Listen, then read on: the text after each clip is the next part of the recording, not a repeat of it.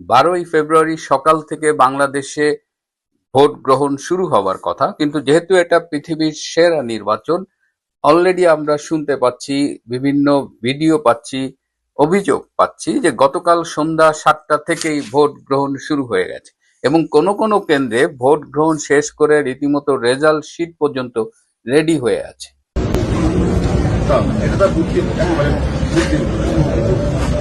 কেন আর আসার সময় আমার মনে হয়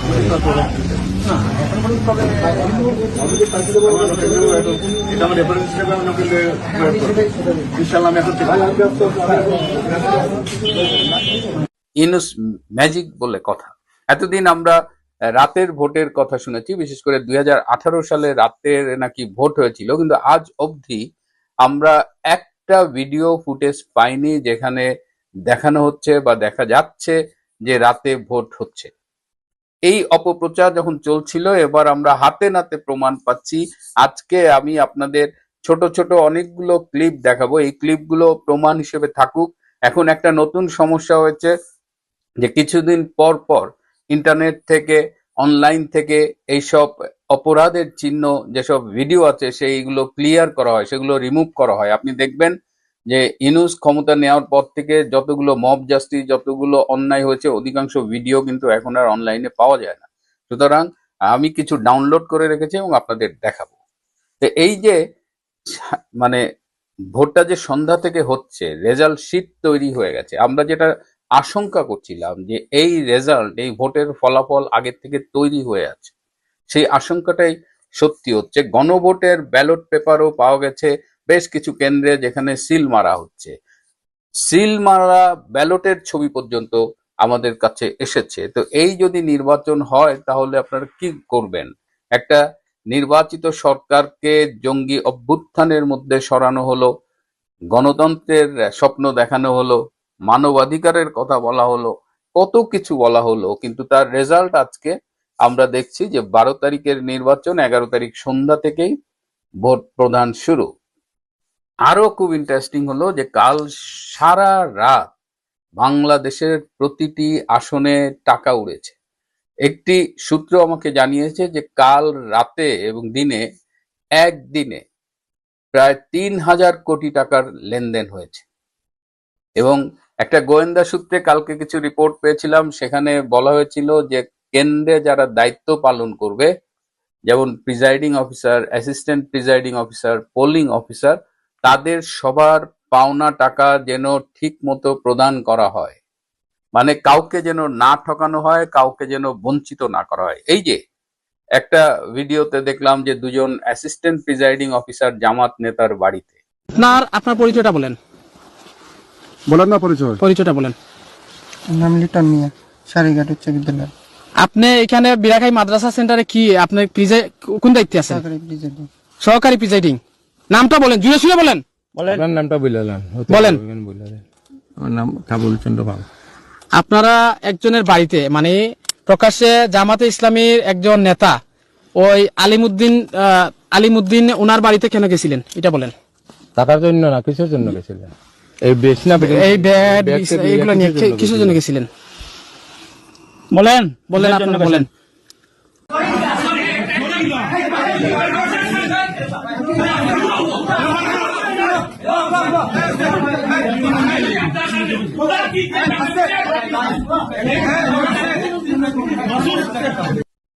অর্থাৎ এই সংগঠনটার পক্ষ থেকে, এই জামাত ইসলামের পক্ষ থেকে একটা বাজেট করা হয়েছে যারা নির্বাচনী কেন্দ্রে দায়িত্ব পালন করবে, এবং সবাইকে সেই টাকাটা ঠিক মতো দিতে হবে। পরশুদিন আমাকে একজন চিটাগাং থেকে ফোনে বলছিলেন যে আমি একটা ভিডিও করেছিলাম যে পরিবার প্রতি 15,000 টাকা দেওয়া হবে।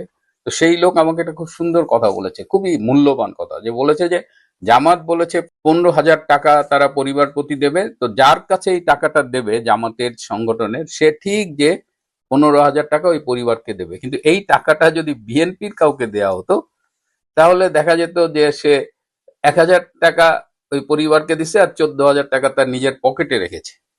সুতরাং জামাতের ইসলাম এই যে টাকার খেলা চলতেছে, বিএনপির অনেকেও টাকা নিয়ে ধরা পড়েছে, তো জামাত খুব অর্গানাইজড, এবং যে জামাত যে টাকাটা কমিট করেছে যাকে দেওয়ার, সেই টাকাটা সেখানে সেই পরিমাণে পৌঁছে যাচ্ছে। এটা হলো জামাতের ক্যাডার ভিত্তিক সংগঠনের ডিসিপ্লিন, মানে অন্যায়গুলো তারা অত্যন্ত শৃঙ্খলার সাথে করে থাকে।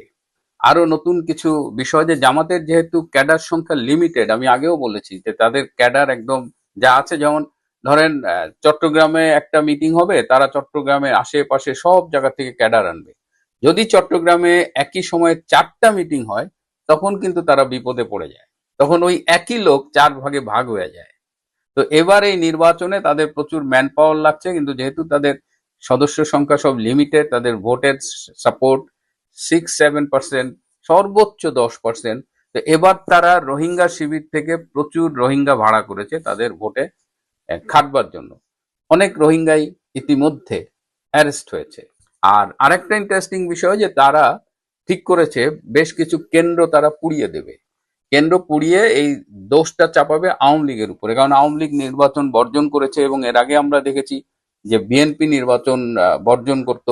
বিএনপির অবশ্য নির্বাচনের বর্জনের প্রেক্ষাপট ভিন্ন, আওয়ামী লীগকে অংশগ্রহণ করতে দেওয়া হচ্ছে না। আর বিএনপি অংশগ্রহণের সুযোগ থাকা সত্ত্বেও তারা পার্টিসিপেট করতো না, এবং বিএনপির সাথে জামাতও থাকতো। এই বিএনপি জামাত মিলে তারা ভোটের আগের দিন রাতে ব্যাপক সন্ত্রাস করতো। 2014 সালের যে নির্বাচন হয়েছিল, সেখানে কয়েক হাজার স্কুল পুড়িয়ে দেওয়া হয়েছিল ভোট কেন্দ্র হবে বলে।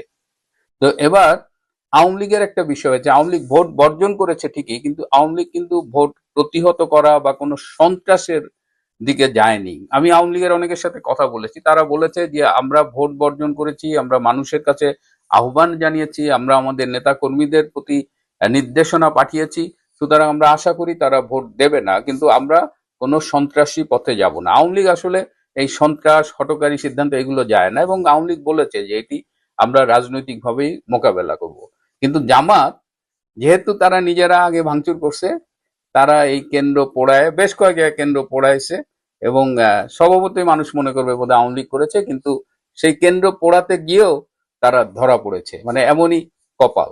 জামাতের 3 জনকে ধরা হয়েছে শালবর ভোট কেন্দ্র পুরি দেওয়ার জন্য এবং টাকা সহ।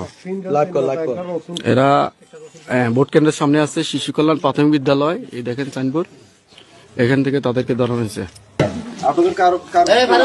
আপনাদের আমার নাম কামরুল হাসান। বাড়ি কোথায়? এই যে এখানে ওই মোড়ে, ওই বাড়ি কোথায়? আমির ভাই, আপনারা ডাকেন। আপনারা কে কি করেন? আমি এখানকার ওয়ার্ড সভাপতি। আপনি? আমি অফিস সম্পাদক। কাছে আসুন। এখান থেকে এখানে উঠে ভোট কেন্দ্র তো এটা তো মুরব্বিরে ধরলাম, মুরব্বির পকেটে টাকা, আর দেখি ওনার হাতে দেখবে ওইটা, আর ওরা দুজনে, উনি আর উনি, এই দুজনের হাতে এটা। হ্যাঁ, কোন তো সমস্যা নাই, এই দুজন থেকে পাইছি আমরা। টাকা কি কাউরে দিচ্ছিল এরকম পর্যায়ে পাইছেন, নাকি এমনি কাছে ছিল? না, টাকা দিচ্ছে ওইখান থেকে নেমে, মানে উঠতেছে উপরে। তো এখানে একটা লোক ছিল ওদের, রিসিভ করতেছে, হ্যাঁ, ওরে টাকাটা দিতে চাচ্ছিল, উনি দূরে গাইছে আমার ধরার সাথে সাথে, মানে ওরা টাকা দিবে আর অপশনটা দিবে। এখন যে আশঙ্কাটা হলো যে জামাতে ইসলামকে ক্ষমতায় আনার জন্য ডক্টর ইউনূস মরিয়া, জেনারেল ওয়াকার সেও মরিয়া, কিন্তু সে আবার তারেক রহমানের সাথে ভাঁজ খাচ্ছে, তারেক রহমানকে বোঝাচ্ছে যে স্যার আমরা আপনার সাথে আছি, কিন্তু তলে তলে জামাত। এখন ভয়টা হলো যে আলটিমেটলি যে রেজাল্টটা ডিক্লেয়ার হবে, সেখানে জামাতকেই মেজরিটি আসনে বিজয়ী দেখানো হবে কি না। বিএনপি বলেছিল তারা মধ্যরাত থেকে ভোট কেন্দ্র পাহারা দেবে, কিন্তু আজকে এখন পর্যন্ত যা জানতে পারছি তাতে তো মনে হচ্ছে বিএনপির নেতাকর্মীরা বোধহয় ক্ষমতায় চলে গেছে, এই আনন্দে কাল নাকে তেল দিয়ে ঘুমিয়েছে। না হলে জামাত এত এত এত অপকর্ম করলো, এর খুব কমই বিএনপি ধরতে পেরেছে। সুতরাং আপনারা রেডি থাকেন, কোক পপকর্ন এসব নিয়ে বসে থাকেন, খেলা চলছে। এবং আজকে ওরা যেটা করেছে, ওরা অপকর্মগুলো কাল রাতেই সেরে ফেলেছে।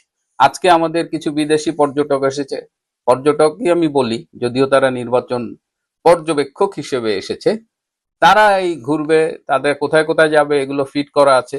তারা দেখেন একটা রিপোর্ট দিবে যে আসলেই বিশ্বের সেরা নির্বাচন করেছে ডক্টর ইউনূস।